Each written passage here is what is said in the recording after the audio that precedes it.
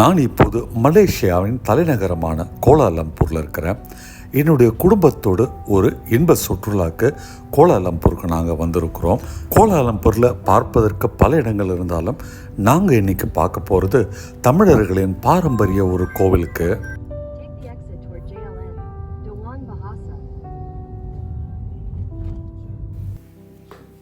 ஒரு அரை மணி நேர பயணத்திற்கு பிறகு நாங்கள் வர வேண்டிய அந்த தெருவான ஜலான் பண்டாருக்கு வந்துவிட்டோம்.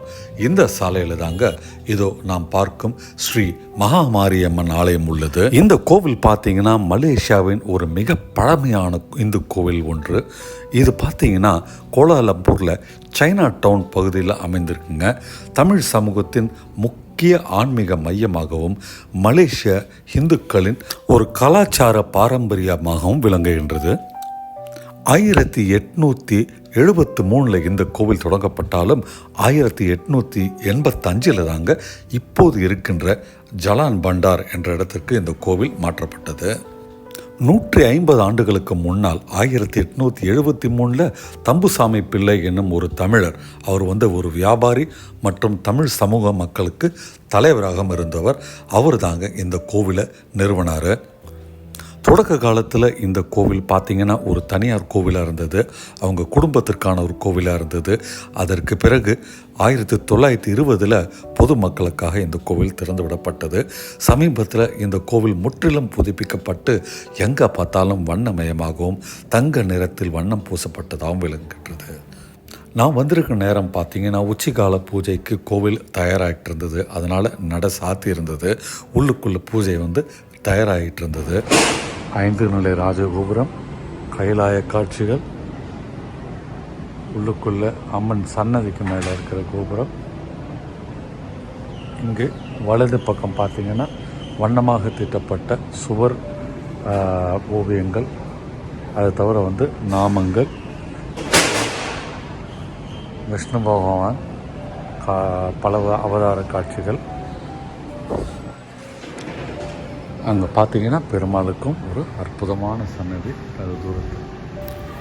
இங்கே மூலவராக வீற்றிருப்பது மகா மாரியம்மன் என்று சொன்னாலும் ஒரு பக்கம் சிவனுக்கும் ஒரு பக்கம் விஷ்ணுவுக்கும் இங்கே பலவித சன்னதிகள் உள்ளன. நடராஜர் சிலையை ஒட்டி பார்த்தீங்கன்னா 63 நாயன்மார்களுக்கும் இங்கே அற்புதமான பொன் சிலை வைக்கப்பட்டுள்ளது.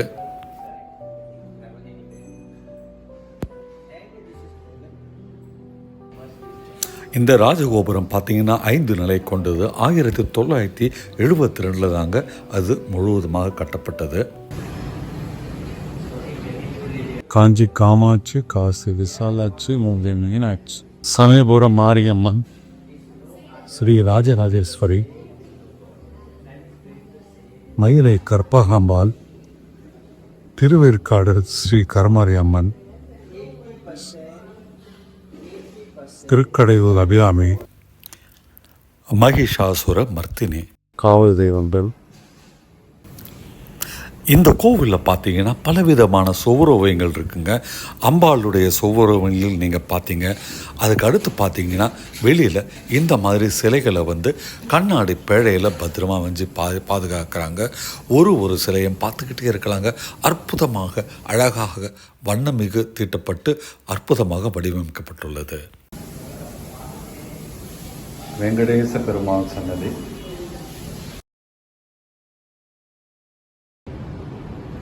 இங்கு மகாவிஷ்ணுவுடைய எல்லா அவதாரங்களும் அழகா சுவரில் வண்ணமாக தீட்டப்பட்டுள்ளன. அற்புதமான ஓவியங்களாக காட்சியளிக்கின்றன. விஷ்ணு பகவானின் வராக அவதாரம், வாமன அவதாரம், கண்ணன் அவதாரம் அப்படின்ட்டு எல்லா விதமான அவதாரங்களும் ரொம்ப அழகாக சுவரில் ஓவியமாக தீட்டப்பட்டிருக்குங்க. நண்பர்களே, நான் இப்போ பார்த்தீங்கன்னா மலேசியா கோலாலம்பூரில் இருக்கிற மகாமாரியம்மன் கோவிலில் இருக்கிறேன். அந்த கோவிலில் ஒரு பக்கம் பார்த்திங்கன்னா விஷ்ணுவின் அவதாரங்களுக்கு அழகாக வண்ணம் தீட்டப்பட்ட ஓவியங்கள் இருக்குன்னு. அப்புறம் பார்த்திங்கன்னா பெருமாளுக்கும் தனி சன்னதி இருக்குது. நீங்கள் பார்க்குறது அரங்கநாதருக்கு தீட்டப்பட்ட ஓவியம். அரங்கநாத பெருமாள் பள்ளி கொண்டுள்ள காட்சி பார்க்கவே அழகாக இருக்குங்க. பாருங்கள், இந்த பக்கம் கைலாயத்தில் சிவபெருமானும் பார்வதியும் முருகப்பெருமான் மயிலேறி வரும் காட்சி, சிவபெருமான் நர்த்தன காட்சி, அங்கே கண்ணன் குழல் ஊதும் காட்சி, ஆழ்வார்கள், முருகப்பெருமானின் அற்புத காட்சி. இந்த கோவிலுக்கு எல்லா மதத்தினரும் உலகத்தில் உள்ள எல்லா நாடுகளிலிருந்தும் வரலாம். எந்த விதமான ஒரு ரெஸ்ட்ரிக்ஷனும் கிடையாதுங்க. நீங்களே பார்க்குறீங்க, ஒரு பக்கம் சீக்கியர், ஒரு பக்கம் ஆஸ்திரேலியர், இன்னொரு பக்கம் சீனர்கள்ன்ட்டு இந்த கோவிலில் எல்லாருமே கோவில் நடை திறந்து இதோ மகாமாரி அம்மனுக்கு பூஜை நடத்துவதற்காக தயாராகிக்கிட்டு இருக்குதுங்க. அதற்காக காத்திருக்கிறாங்க. இதோ இந்த உலகத்தையே காத்திருக்கும் மகா மாரியம்மன்.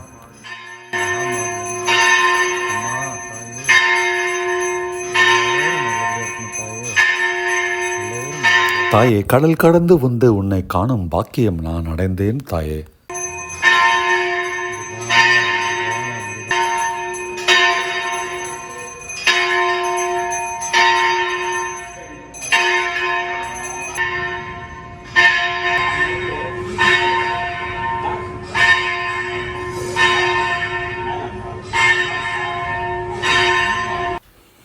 இந்த அற்புத கோவிலுக்கு நீங்கள் வரும்போது உங்களுடைய ஃபுட்வேரை வெளியில் தனியாக விடணும். அதற்கு சிறிய கட்டணம் இருக்குது.